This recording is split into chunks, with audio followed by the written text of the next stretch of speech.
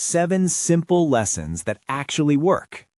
Today we're talking about money, but not in a complicated way. No charts, no jargon, no finance ego. This video is about how people really behave with money and why that matters more than intelligence, degrees, or job titles. Before we start, let me tell you a quick story. Have you heard of Ronald Read? He was a janitor. He worked at a gas station, he fixed cars, he lived quietly.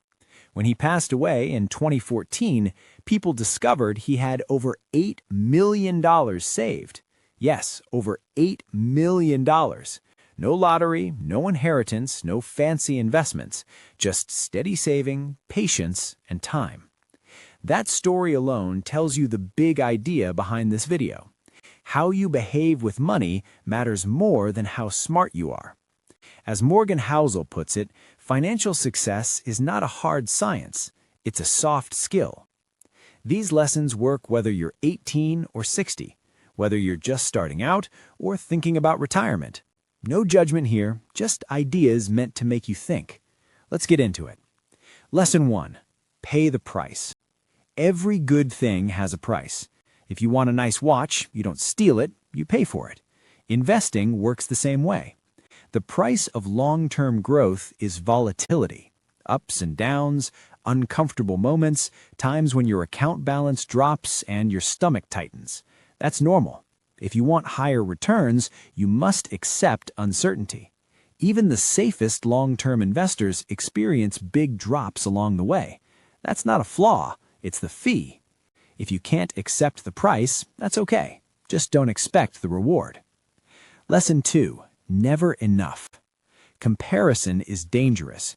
You can earn a great income and still feel poor simply because someone else has more. There's always a bigger house, a better car, a higher bonus.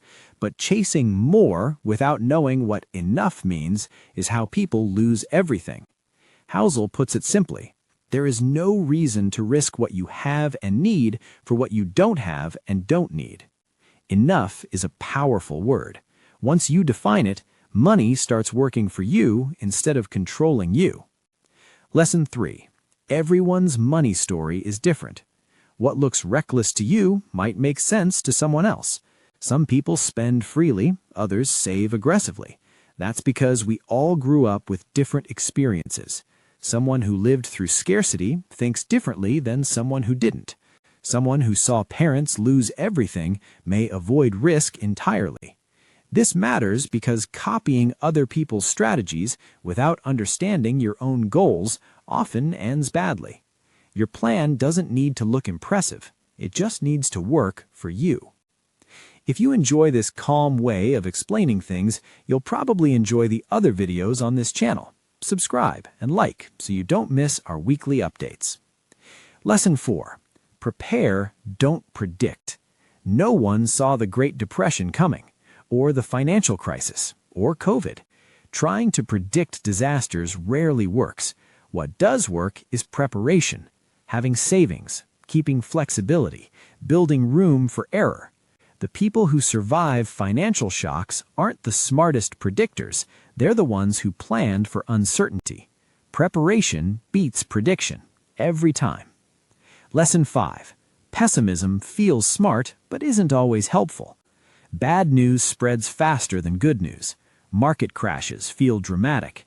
It's true, no matter young or old, we all know that progress seems and feels boring. That's why pessimism sounds intelligent and cautious, while optimism sounds naive. But long-term progress happens quietly. The world improves slowly, then suddenly looks obvious in hindsight. Understanding this bias helps you stay calm when headlines scream fear. Lesson 6.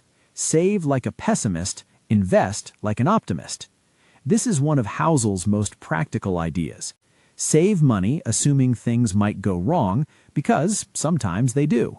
But invest assuming the world will keep improving over time, because historically it has. This balance gives you peace of mind and growth.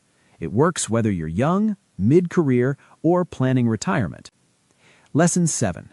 Compounding needs time, not genius. Ronald Read didn't outsmart the market. he stayed in it. Compounding doesn't need brilliance, it needs patience.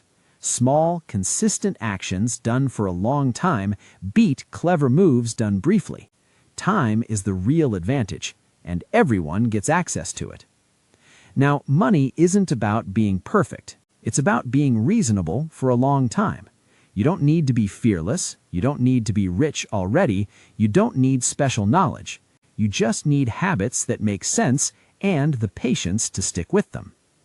If this video made you think a little differently about money, then it did its job.